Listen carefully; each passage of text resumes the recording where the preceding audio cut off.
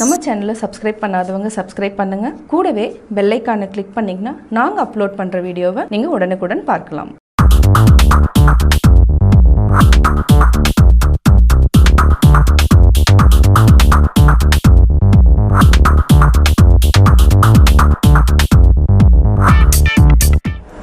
Hello friends, welcome to pebbles. நான் இன்னைக்கு செய்ய போகிறது மஸ்க்மெலன் சீட் பர்ஃபி.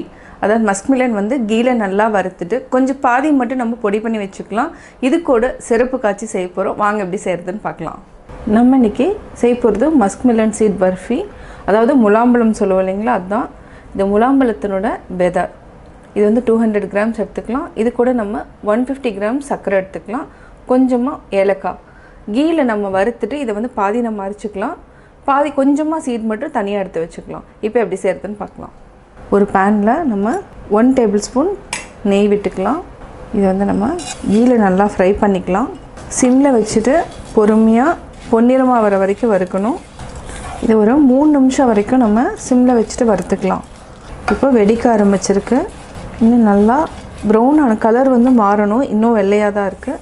கலர் மாறினதுக்கப்புறம் நம்ம ஆற வச்சுட்டு பாதி அரைச்சிக்கலாம், பாதி சீடு அப்படியே வச்சுக்கலாம். முலாம்பழ விதை பார்த்திங்கன்னா நல்லா வெடித்து, அதாவது சச்சட்டுன்னு நல்லா வெடிக்கணும். அதே மாதிரி கலர் கொஞ்சம் மாறிட்டே வருது. இது வந்து ரொம்ப இந்த பர்ஃபிக்கு ரொம்ப இம்பார்ட்டன்ட். அதாவது வெடிக்கணும், அதே மாதிரி கலரும் மாறிட்டு வரணும். இப்போ பொன்னிறம் ஆகிட்டே வருது. சீடும் பார்த்திங்கன்னா ஃபஸ்ட்டு இருந்ததுக்கு நல்லா உப்பி வந்திருக்கணும். நல்லா வெடிச்சிருச்சு. இப்போ நம்ம கேஸ் ஆஃப் பண்ணிவிட்டு ஆற வச்சு அரைச்சிக்கலாம். ஆஃப் பண்ணாலும் இந்த சத்தம் வந்து கண்டினியூ ஆகும். ஒரு 3 நிமிஷம் வரைக்கும் அப்படி தான் இருக்கும். இந்த பேனில் இருக்கிற சூட்டுக்கே வெடிச்சிட்டு தான் இருக்குது. இதை தனியாக எடுத்து வச்சுக்கலாம். இது ஆறுனதுக்கப்புறம் கொஞ்சம் மட்டும் நம்ம எடுத்து வச்சுட்டு மீதியை அரைச்சிக்கலாம். நம்ம இதையே பாதி அரைச்சிக்கலாம், பாதி இல்லை முக்கால்வாசி அரைச்சிக்கலாம். நம்ம இந்த அளவுக்கு மட்டும் இதை அப்படியே ஆட் பண்ணிக்கலாம். மீதி ஃபுல்லாக அரைச்சிக்கலாம். இப்போ நம்ம முலாம்பழ விதையை நம்ம அரைச்சி வச்சுட்டோம். அதாவது கொஞ்சம் நரநரண்டாக அரைச்சிருப்பேன். இடையில அந்த ஒரு சீடெல்லாம் இருக்கும். இப்போ நம்ம பாகு காய்ச்சிக்கலாம். அதே பேனில் நம்ம சர்க்கரை போட்டுக்கலாம். கொஞ்சமாக தண்ணி விட்டுக்கலாம். அதாவது கால்வாசி இருந்தாலே போதும். நல்லா டிசால்வ் ஆகணும். இது கூட ஒரு அரை டீஸ்பூன் அளவுக்கு நெய் விட்டுக்கலாம். கரைஞ்சதுக்கப்புறம் ஒரு 7 நிமிஷம் வரைக்கும் நம்ம கொதிக்க வச்சுட்டு, அதாவது ஒரே ஒரு கம்பி பதம் இருந்தாலே போதும். ஒரு கம்பி பதம் வந்ததுக்கப்புறம் நம்ம முலாம்பழ விதை அரைச்சதையும் முலாம்பழ சீடையும் ஆட் பண்ணிக்கலாம். சர்க்கரை கரைஞ்சி கொதிக்க ஆரம்பிச்சிருச்சு. இப்போ நம்ம ஏலக்காய் தூளையும் ஆட் பண்ணிக்கலாம். இப்போ ஒரு கம்பி பதம் வந்துருச்சு. அதாவது உங்களுக்கு செக் பண்ணணுன்னா ஒரு பவுலில் ஊற்றிட்டு ஆறுனதுக்கப்புறம் நம்ம செக் பண்ணிக்கலாம். நல்லா பிசுன்னு இந்த மாதிரி வரும். இது வந்து கரெக்டான பதம். இப்போ நம்ம ஆல்ரெடி அரைச்சி வச்சுருக்கிற முலாம்பழ விதை இதையும் ஆட் பண்ணிக்கலாம். இது நல்லா மிக்ஸ் பண்ணி விடுங்க. ஆல்ரெடி நம்ம எடுத்து வச்சுருக்கிற இந்த இதையும் ஆட் பண்ணிக்கலாம். அதாவது விதை மட்டும் நம்ம தனியாக எடுத்து வச்சுருக்கிறோம். இதையும் ஆட் பண்ணிக்கலாம். இது வந்து கொஞ்சம் நல்லா கிறிஸ்பியாகவும் இருக்கும்.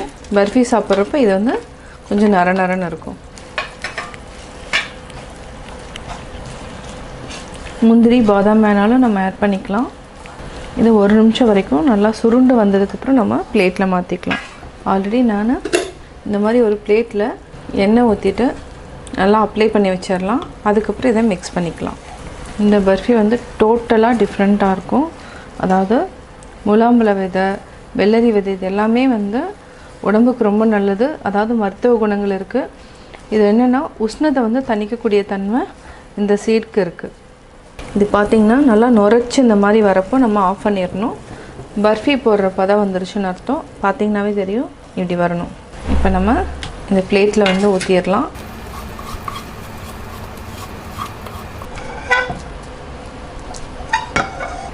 நல்லா ஈவனாக சமப்படுத்திட்டு ஒரு 10 மினிட்ஸ் வச்சுட்டு அதுக்கப்புறம் நம்ம கட் பண்ணிக்கலாம். அதுக்கப்புறம் செட் ஆகட்டும். அதுக்கப்புறம் நம்ம எடுத்துக்கலாம். இந்த சீடு இருக்கிறதுனால கொஞ்சம் விட்டு தான் வரும்.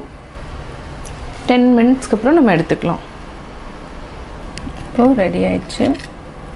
இது வந்து அந்த சீடு இருக்கிறதுனால உங்களுக்கு கொஞ்சம் லைட்டாக உடஞ்சி தான் வரும். Muskmelon seeds barfi ready. நான் பர்ஃபி எப்படி செஞ்சேங்கிறத பார்த்தீங்க. கட்டாயம் உங்களுக்கு இந்த வீடியோ பிடிச்சிருக்கும். இந்த வீடியோ பிடிச்சதுன்னா லைக் பண்ணுங்கள், ஷேர் பண்ணுங்கள், கமெண்ட் பண்ணுங்கள். மறக்காமல் பெபிள்ஸ் தமிழ் சேனலையும் கோபி சுதா சேனலையும் சப்ஸ்கிரைப் பண்ணுங்கள்.